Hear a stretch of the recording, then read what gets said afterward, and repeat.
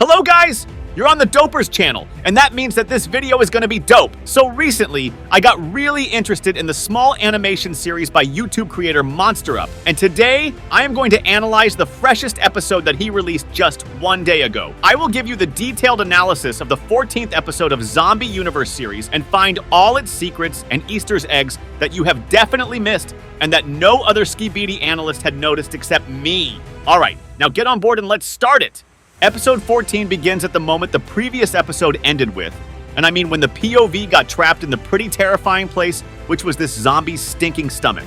And how the POV even managed to get in there was pretty ridiculous and funny in my opinion, because if it wasn't for his clumsiness, then he wouldn't drop the precious X-18 weapon and didn't need to reach for it into such a disgusting direction. But what's done is already done.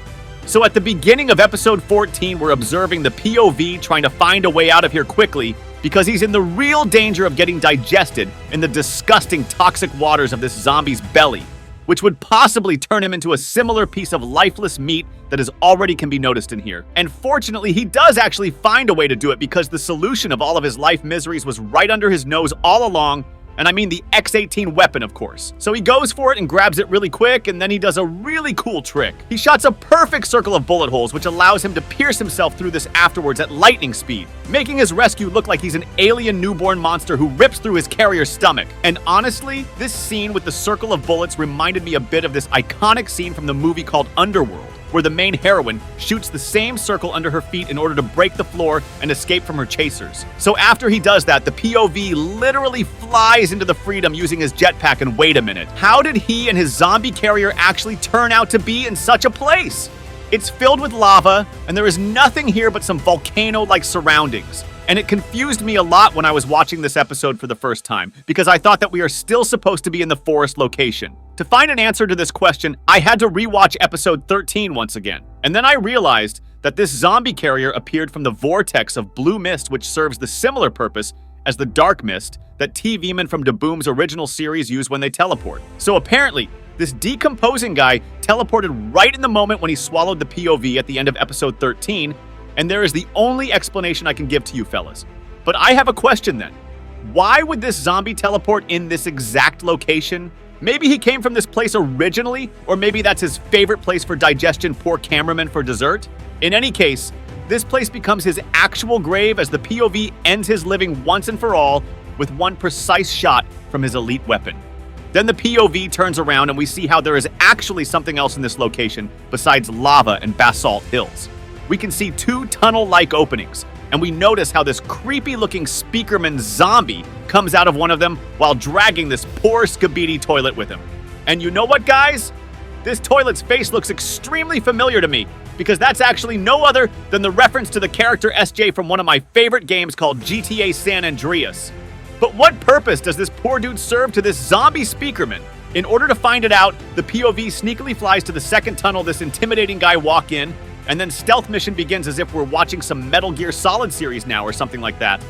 The POV looks around the corner, and in that moment we can notice two of the references to YouTube channels Official Zeal and More Beck Bros, both of whom are filming their reactions to Skibidi Zombie series.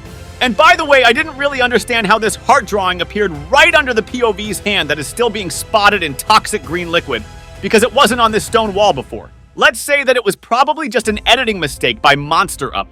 Plus, I would like to mention how hilariously this toilet SJ looked like, because he obviously noticed the POV's presence, and he shouts Skibidi Skibidi right into his face while his head is being ragdolled up and down. It seems like he wants to be saved from this terrifying zombie speakerman. But hold your horses, dude, because the POV hasn't been done with the observation yet. As the POV tries to proceed deeper into the tunnel, he suddenly gets interrupted by this awfully looking policeman zombie, whose appearance was also indicated by the alarm sound of a police car. His face looks pretty disgusting, and it cannot even be saved with this stylish policeman peaked cap that he swears. The skin of his face is filled with cuts and decomposing spots, and it even looks like he has gills like a fish.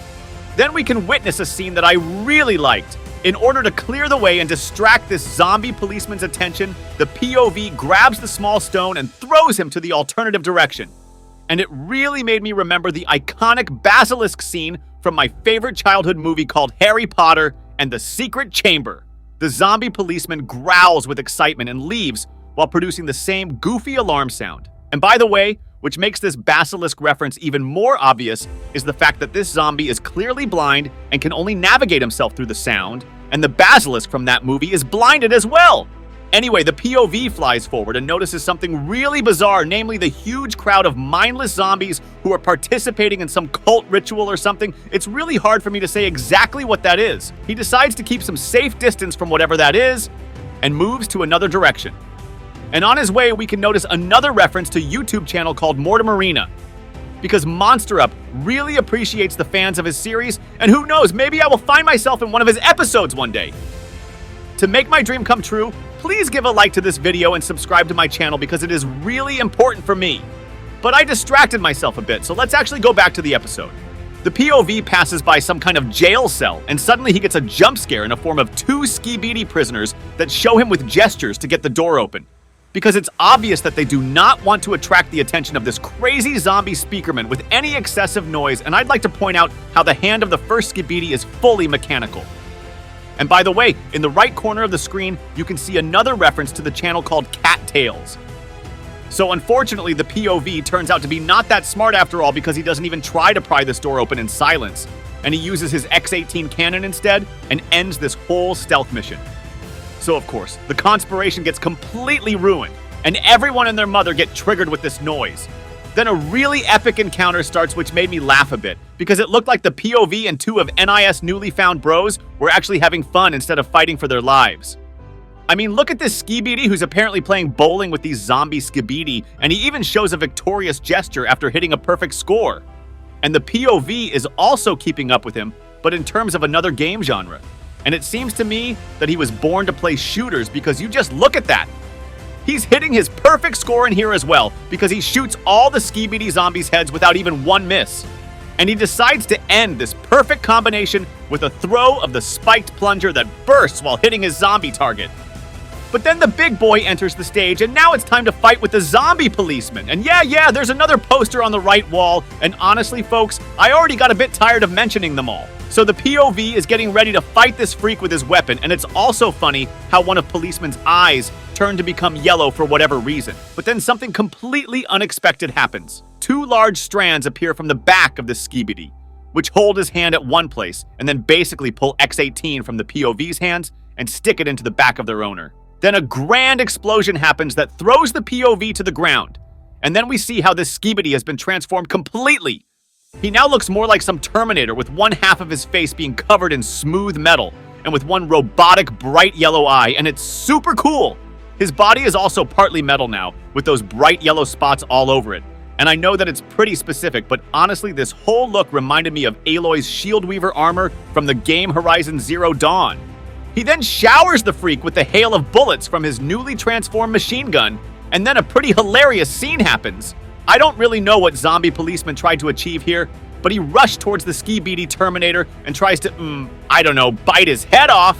But honestly, folks, it looks like something completely different. So in order to keep his dignity with him, the modernized Skibidi simply beats the sassy attacker to a pulp with a cannon on his left hand, and when the policeman stops posing any danger to him, he then turns to the POV and creates a hole behind the POV's back with one powerful blast from another cannon of his. And by the way, you can notice just for a second this list of donate makers that monsterup added to the episode as well. So the POV and his Skibidi Terminator buddy finally got to breathe some fresh air, and another Skibidi prisoner was on his way to join them as well. But suddenly, he's getting into the nasty hands of this terrifying zombie speakerman. And also, I found it pretty hilarious how this freak still has this poor SJ toilet in his hands while grabbing his next victim. Oh dude, just let this poor guy be already, and let these fellas escape. But whether it actually happens or not, we will find out in the next episode. I'll be looking forward to the next episode of this awesome series.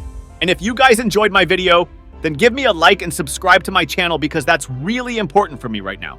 And thanks for staying in tune with me in this video. Catch you later. Dopers out.